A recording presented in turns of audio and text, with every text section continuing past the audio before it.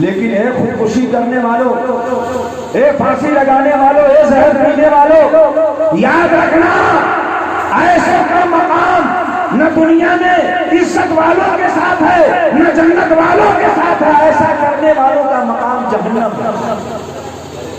اس لیے کہ میرے آقا نے ایک مجاہد کو یہ کہہ کیا تھا کہ جنتی ہے، یہ شہید نہیں۔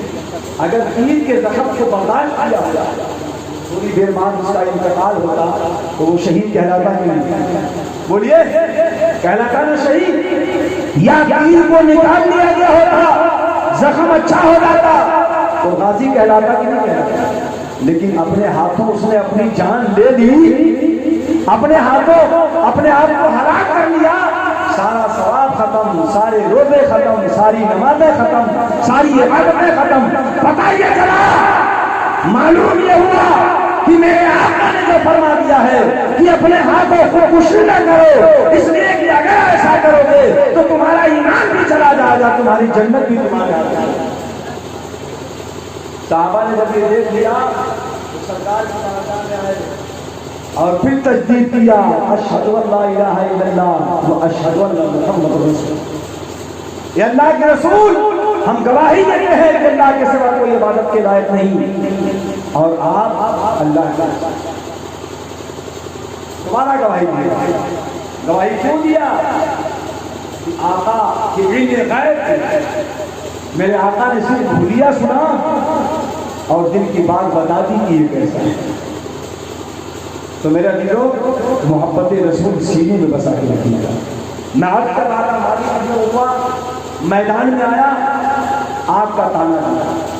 حضرت امام حسین رضی اللہ تعالیٰ عنہ نے اس کے لیے فتویٰ رب کی بارگاہ میں دعا کیا، مولا اسے آگ کی سزا دیا۔ اچانک اس کا گھوڑا جو کود رہا تھا، بات آئی اور کسی طرف چلی گئی۔ آپ نے وعدہ بھی کر لیا کہ ان سب چیزوں کا بچیں گے نا انشاءاللہ۔ میرا دلو اس کا گھوڑا جو ادھر ادھر کود رہا تھا، شیخی بگھا رہا تھا، اچانک اس کے گھوڑے کا ایک پیر ایک سوراخ میں چلا گیا۔ زمین میں سوراخ ہوتی ہے، کہیں چولہے کر دیتے ہیں، کہیں کچھ کہیں۔ ایک سوراخ میں جب گھوڑے کا پیر پھنسا تو وہ پھٹکا، جھٹکا مارا اور ایسا جھٹکا مارا کہ سوار گھوڑے سے نیچے گرے۔ جب نیچے گرنے لگا تو مالک ابن عروہ کو اتنا بھی موقع نہیں ملا کہ وہ اپنا پیر رکاب سے نکالتا، کیونکہ جنگ وغیرہ میں، اور اب تو بہت کم ہو گیا جنگ وغیرہ میں، زین کے ساتھ پیر ڈالنے والا تاکہ مضبوطی رہے، پیر رکھنے کے لیے رکاب بنایا جاتا ہے۔ اس رکاب میں اس کا پیر پھنس گیا، ایک پیر، اور باقی چیز اس کا زمین پہ گیا۔ اب گھوڑا اور گیا، زور سے بھاگنے لگا، میدان میں چکر کاٹنے لگا۔ وہ چلا رہا ہے، اپنی زبان میں بول رہا، گھوڑے رک جا رک جا، لیکن گھوڑا روکے تو کیوں روکے، وہ بھی تو غصایا ہوا نالائق۔ کیوں امام حسین جو جنتی جوانوں کے سردار ہیں، جنت کے مالک ہیں، ان کو آگ کا تانا دے رہے، خود دوڑایا۔ اچانک اس طرف بھی لے گیا جس طرف امام حسین رضی اللہ تعالیٰ عنہ نے خندق کھدوا کر کے حفاظت کے لیے آگ کر رہے تھے۔ گھوڑا جب اس طرف دوڑتے ہوئے گیا، آگ کے قریب پہنچا، آگ کی گرمی اسے محسوس ہوئی، دیکھا آگ جل رہی ہے، اچانک بریک لگ گئی۔ کیا کیا اچانک؟ بریک ہوتا بولیے ہوتا نہیں تو چلتے چلتے اٹھتا کیا؟ یہ عام بات ہے کہ ٹیکسی میں، ٹیمپو میں یا دیگر گاڑیوں میں ہم پیر سے بریک دباتے ہیں، گھوڑے کو اللہ تعالیٰ نے قدرتی بریک۔ کیا بات ہے! جو ہی سوار اشارہ کرتا ہے یا گھوڑے کو کوئی انہونی چیز میں ڈرا جاتی ہے تو قدرتی بریک لگا لگا۔ اب جب آگ دیکھا گھوڑے نے دوڑتے دوڑتے تو زور سے رکا، اور جب زور سے بریک لگاتے ہیں آپ، کتنے لوگ اگر بریک ڈالنے تو ناک میں سب پھوٹ جاتی ہے۔ جب گھوڑے نے جھٹکا لیا، زور سے بریک لگایا، وہ ظالم جس نے امام حسین کو آگ کا تانا دیا تھا، جب جھٹکا لگا تو پاؤں رکاب سے نکل گیا اور وہ ظالم جھٹکا کھا کے اسی آگ میں لگا۔ کہو اس لیے کہ امام حسین نے جو چاہا میدان کربلا میں ہو گیا۔ اس کے لیے آگ کی بددعا فرمائی، پروردگار عالم نے فوراً سزا دیا کہ آپ بتاؤ، اگر خدا وحدہ لا شریک اگر کسی کو آگ میں امام پاک کی دعا پہ ڈال سکتا ہے تو کیا خدا اگر امام پاک اور آپ کے بچے پیاسے تھے تو پانی نہیں دے سکتا تھا، کھانا نہیں دے سکتا تھا؟ لیکن میرے حسین کو اس کی ضرورت نہیں تھی، ان کو تو بھوکے پیاسے امتحان دے کر کے اللہ کے حضور پہنچایا ہے۔ کیا بات ہے! ایک تو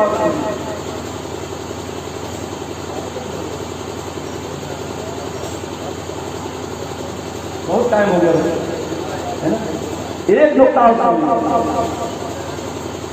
حضرت عباس علمبردار شہید، علی اکبر شہید ہوئے، علی اصغر شہید ہوئے، اون محمد شہید ہوئے، یہاں تک کہ آپ کے 72 جانصاف شہید ہوئے، ہو گئے نا؟ اب باری آئی سرکار امام حسین، سرکار امام حسین ذوالفقار حیدری، نبی پاک صلی اللہ تعالی علیہ وسلم کے تبرکات، مولا علی شیر خدا رضی اللہ تعالی عنہ کے تبرکات اپنے جسم پہ سجاتے ہیں، گھوڑے پہ سوار ہوتے ہیں، میدان میں چلتے ہیں۔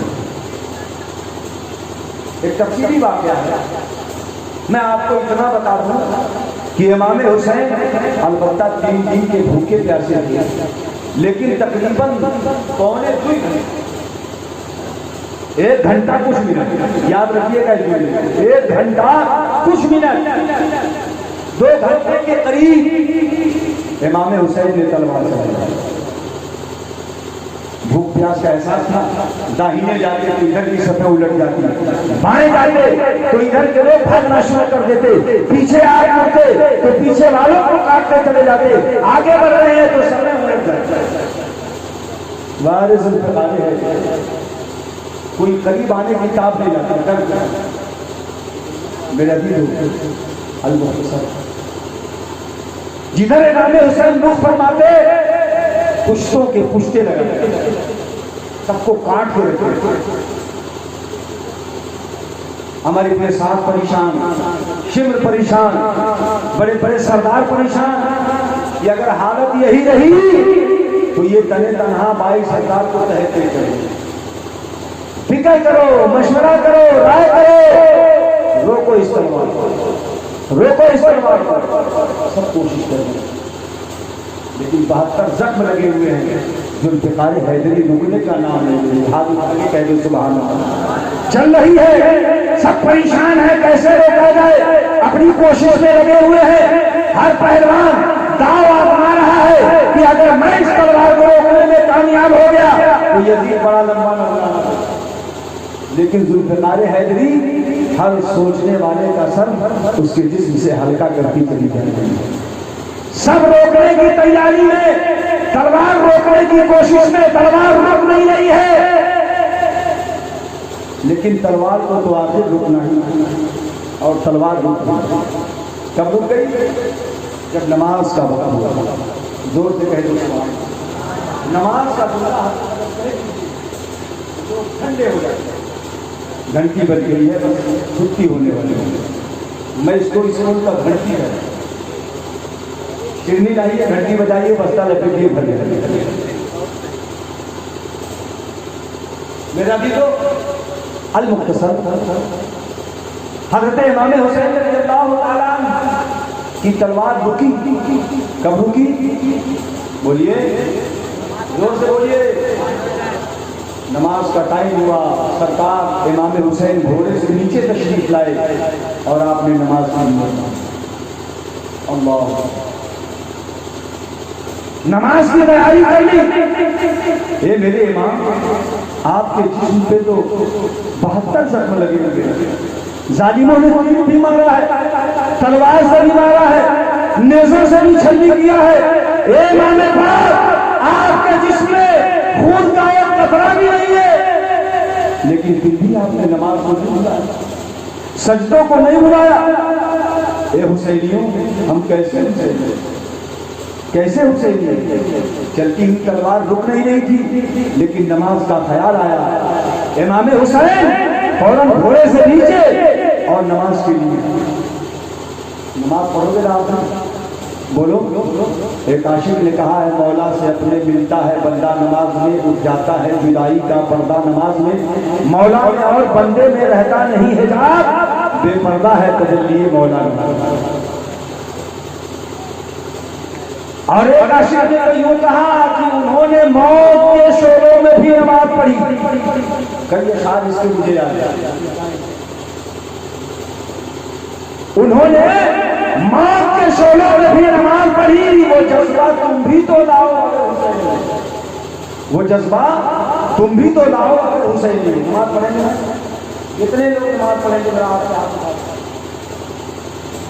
ماشاء اللہ. کہلوا لینا اس گنہگار کا کام تھا, لیکن اے مولا تیرے نیک بندے علماء دین تشریف فرمائے, ان کی دعا ہو جائے, تیرا فضل ہو جائے, حسنین کے صدقے میں سب نمازی ہو جائے. آمین. اب عمر بن سعد اور شندھ نے مشورہ کیا کہ اب اس سے بہتر کوئی موقع نہیں, چاہو تو اسی میں تلوار کو روک لو, ورنہ امام حسین نے نماز سے اگر مدد حاصل کر لیا, یا ایھا الذین آمنوا استعینوا بالصبر والصلاۃ, نماز سے اگر مدد حاصل کر لیا تو ہم میں سے کوئی ایک زندہ نہیں. اس لیے موقع ہے کام کرنا. تم نے سوچا بھی نہیں کہ جس کی گردن کو کاٹ رہے ہو وہ نبی کا پیارا نواسا, جس کے جسم اطہر کو سر مقدس سے جدا کر رہے ہو وہ جنتیوں کا سردار تھا. وہ حسین جس کا جھولا جبریل جھلائے, وہ حسین جس کے گھر میں فرشتے بے اجازت نہ آئے, اور ابھی حضرت نے تحقیق کے ساتھ ایک واقعہ پیش کیا کہ پیدائش امام حسین کے تقریباً 2.25 لاکھ فرشتے حضرت فاطمہ کے گھر مبارکباد دینے کے لیے آئے تھے. تم نے ظالموں سوچا یہ وہ حسین ہیں جن کی پیدائش کے فرشتے امٹ پڑے. تم نے تیر مارا, تلواروں سے وار کیا, سب کچھ ظلم کیا, بچوں کو شہید کر دیا, بھانجوں کو شہید کر دیا, لیکن آپ نے کن ہاتھوں سے, تم نے کن ہاتھوں سے امام پاک کے گلوے مبارک کو کاٹا تھا جس نے پاک سے سر انور کو جدا کیا تھا. آخر ظالموں نے وہی کیا جسے نہیں کرنا چاہیے تھا. چند ظالموں نے مل کر کے آپ پہ سجدے کی حالت میں حملہ کیا, اور ایک ظالم کے تلوار نے آپ کے جسم پاک سے سر انور کو سجدے کی حالت میں جدا فرما دیا. بلند آواز سے کہیے انا للہ و انا الیہ راجعون. سب کی تلواریں امام حسین شہید ہو گئے. ہماری ساتھ کی تلوار میان میں, شمر کی ساتھ شمر کی تلوار میان میں, سارے یزیدیوں کی تلوار میان میں. لڑائی بند. کیا آپ کے خیمے میں لوگ حضرت زین العابدین عابد بیمار ہوئے, اور تاریخ میں نے چند 9 بچوں کے بھی نام یہ ابھی زندہ ہے. میرا بھی تو یقین امام حسین رضی اللہ تعالیٰ عنہ نے عابد بیمار کو اور اہل خیمہ کو زندگی کی ضمانت اور فرمایا تھا جب حضرت عابد بیمار میدان میں آنے کے لیے لڑکھڑاتے ہوئے تلوار لے کر کے کھڑے ہوئے, بخار کی شدت سے آپ کھڑے بھی نہیں ہو پا رہے تھے.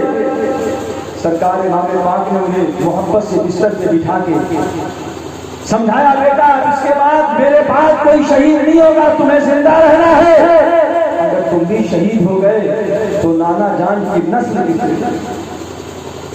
گویا امام پاک نے عابد بیمار کی زندگی کی ضمانت دی. یہ بھی ایک کرامت ہے امام حسین کی, جاؤ تمہیں زندہ رہنا ہے. میرے عزیزو امام حسین کی شہادت کے بعد اگر وہ چاہتے تو یہ بھی 22 سالہ جوان کے 22 سال کی عمر کیا چاہتے تو یہ بھی جوان ہے شہید کا کوئی. جب 6 مہینے کے دودھ پیتے بچے کو تعلیموں میں نہیں چھوڑا تو 22 سالہ جوان چھوڑتے, لیکن کسی یزیدی کی تلوار نہ اٹھی اور اٹھتی بھی کیسے جب امام پاک نے زندگی کی ضمانت دی. ہاتھ اٹھا کے کہہ دو سبحان اللہ. میں عالم تصوف میں سوچنے لگا یا حسین پاک جب معاملہ آپ کی شہادت تک تھا تو پہلے ہی آپ نے شہید ہو کر کے سب کو بچایا گیا. اور پھر ایک نقطہ یہ بھی پیدا ہوتا ہے کہ یہ امام حسین دنیا کے لوگ ہتھیار اور تلوار اس وقت اٹھاتے ہیں جب ان کے آل و اولاد پہ، ان کے بچوں پہ، ان کے زمین و جائیداد پہ، ان کے گھر کی عورتوں پہ آنچ آنے لگے. بولیے کبھی نہ تلوار اٹھائی جاتی ہے. آپ کا نوجوان بیٹا علی اکبر شہید ہوا، اس کو بچانے کے لیے آپ تلوار نہیں اٹھائے. ننھا 6 ماہ کا دودھ پیتا بچہ شہید ہوا. میری ماں بہنوں غور کرنا، بچوں کی قیمت مجھ سے زیادہ کوئی نہیں سمجھ سکتا ہے. 6 ماہ کا ننھا علی اصغر دودھ پیتا شہید ہوا، آپ نے اس کے لیے تلوار اٹھا کر کے حفاظت نہیں کیا. بھائی عباس علمبردار کے بازو کاٹے گئے، آپ نے تلوار اٹھا کر کے حفاظت نہیں کیا. بھانجے اور محمد شہید کیے گئے، ان کے لیے آپ نے تلوار اٹھا کر کے حفاظت نہیں کیا. اے امام پاک، جب سب کو شہید کروا لیا تو پھر تلوار کیوں اٹھا لیا؟ تو امام حسین کی روحانیت میدان کربلا سے آج بھی ہمیں اور آپ کو یہ آواز دے رہی ہے، اور نصرت مصباحی کو جھجھوڑ کر کے یہ بتا رہی ہے. اے سوال کرنے والے، اگر کوئی یہ پوچھتا ہے کہ ان کی شہادت کے بعد کیوں تلوار اٹھایا تو سن لے، میں ان کو بچانے کے لیے تلوار کیوں اٹھاتا جبکہ ان کو شہید کروانے ہی کے لیے میدان کربلا میں ان کو شہید کروانے ہی کے لیے میدان کربلا میں لایا تھا. جب ان کو شہید کروانے کے لیے لایا تھا، ان کو اللہ کی راہ میں قربان کروانے کے لیے لایا تھا، تو ان کے لیے بچانے کا کوئی سوال ہی نہیں. میرے عزیزو، یہ ہے آدم حسین. میں نے سوچا تھا کہ کچھ مابعد کربلا کی بات کے واقعات میں پیش کروں گا، لیکن انشاءاللہ تعالی کبھی اور بزرگوں کی دعا شامل حال نہیں. پیر طریقت اور رضی اللہ عنہ کا پیغام پہنچا آپ لوگوں کا تو انشاءاللہ ضرور یاد دلائے گا. اس کے بعد جب حاضر ہوں گا تو کربلا کے بعد کے واقعات آپ کو پیش کروں گا. صرف کربلا کے بعد کا ایک منظر میں نے آپ کو دیا. یزید کے مرنے کے بعد گانے بجانے والی عورت بھی صرف اس کی میت کے رونے کو رونے. اس لیے ہاتھ جوڑ کے میں آپ سے گزارش کرتا ہوں، ناچ گانا حسینیوں کا کام نہیں ہے بلکہ یہ یزیدیوں کا کام ہے. اگر آپ سچے حسینی ہیں تو آج کے بعد سے آپ کے گھروں میں، آپ کے معاشرے میں گانے گانے کی کوئی چیز موجود نہیں ہوگی نا. جو 3 اشعار بس پڑھتا ہوں انشاءاللہ سلام کروں گا. اسی پڑھنے پر صلی اللہ علیہ صلی اللہ علیہ وسلم صلاۃ و سلام علیک یا رسول. ہم بارہا سنتے ہیں کہ یزید پلید، یزیدی کمینے، یزیدی کتے، نالائق بیوقوف گدھے، بولیے اور صحیح بھی ہے. لیکن آپ یہ نہ جانیں کہ صرف گدھے، صرف کمینے ہی تھی، صرف مکار اور یا دھوکے بازی، وہ نمازی بھی کیا تھے، قرآن بھی پڑھتے تھے، اذان بھی دیتے تھے، 5 وقت جماعت بھی قائم کرتے تھے، نبی کا کلمہ بھی پڑھتے تھے. جب سب کچھ تھا تو آخر یزیدی تباہ و برباد کیوں ہوا؟ حدیث پاک ہے موجود 1,40,000 کتنے؟ ایک حسین کے خون کے بدلے میں اللہ رب العالمین نے اپنے محبوب کی رضا کے لیے 1,40,000 یزیدیوں کو تحت کرے. اتنے یزیدیوں کو تحت کرے. تو صرف ایسا نہیں تھا کہ وہ گدھے اور بدتمیز بھی تھے، وہ نمازی بھی تھے، وہ قرآن کی تلاوت کرنے والے بھی تھے، اس میں حافظ بھی تھے، اس میں حاجی بھی تھے. تو پھر اتنی بربادی ان کی ہوئی کیسے؟ پتا ہے آپ کو؟ نقطے کی صورت میں عرض کر دوں. میرے عزیزوں، میرے آقا نے حدیث پاک میں فرمایا مقبول کہ میں تمہارے لیے 2 چیزیں ہدایت کے واسطے چھوڑ جاتا ہوں. تمہارے بیچ میں 2 چیزیں چھوڑتا ہوں. صحابہ نے عرض کیا رسول اللہ کیا کیا؟ میرے آقا نے فرمایا ایک قرآن اور دوسرے میری حدیث. آل رسول میرے عزیزوں، وہ نمازی ضرور تھے. رضا پور کے مسلمانوں یاد رکھنا، وہ حاجی ضرور تھے، وہ نمازی ضرور تھے، دنیا میں آج بہت سے بھی نمازی ہیں، آج وہ حاجی ضرور تھے، نمازی ضرور تھے، قرآن کی تلاوت کرنے والے ضرور تھے، لیکن انہوں نے ٹکر کس سے لیا تھا؟ مقابلہ کس کا کیا تھا؟ آل رسول نبی کی آج کا مقابلہ کیا تھا۔ بتائیے ذرا وہیں سے کہ آج سے لے کر کے میدان کربلا تک جتنے لوگوں نے اپنے آپ کو آل رسول سے ٹکرایا، مقابلہ کیا، ان کا نام صفحہ ہستی سے مٹا دیا گیا، اور قیامت تک جتنے آل رسول آتے رہیں گے، سید باب انبیاء میں صحیح النسب اور صحیح النسل آتے رہیں گے، اگر ان کے ساتھ بے حرمتی کی گئی، ان کی تعظیم نہ کی گئی، ان سے ٹکرایا گیا، ان سے ہر ٹکرانے والا تباہ و برباد ہو جاتا ہے۔ میدان کربلا یہ پیغام دیتا ہے۔ اس لیے قرآن کا بھی دامن مضبوطی سے تھامیے اور اہل بیت رسول کا بھی دامن مضبوطی سے تھامیے۔ اللہ رب العالمین ہمیں اور آپ کو قرآن بھی سینے سے لگا رکھنے کی توفیق دے اور آل رسول کو بھی اپنے سینے سے لگا رکھنے کی توفیق۔ پورا مجمع ہاتھ اٹھا کے محبت سے کہہ دیں یا حسین، یا حسین۔ ایسے نہیں، جب تک ایک ایک پر ماں بہنوں کے علاوہ چھوٹے بچے، نوجوان، بڑے بزرگ، نیچے اوپر جہاں جو بیٹھے ہیں سب لوگ ہاتھ اٹھا کے کہیں گے تو 2-3 شعر پڑھوں گا، ہاتھ اٹھا کے کہہ دیجیے یا حسین، ایک بار اور کہہ دیجیے یا حسین۔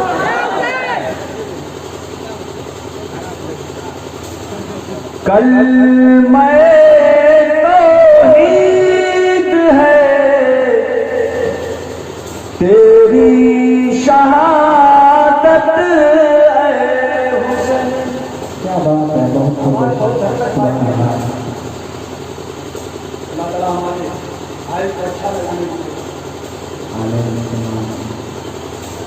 کلمہ توحید ہے تیری شہادت اے حسین، تو نہ ہوتا تو نہ رہ جاتی صداقت اے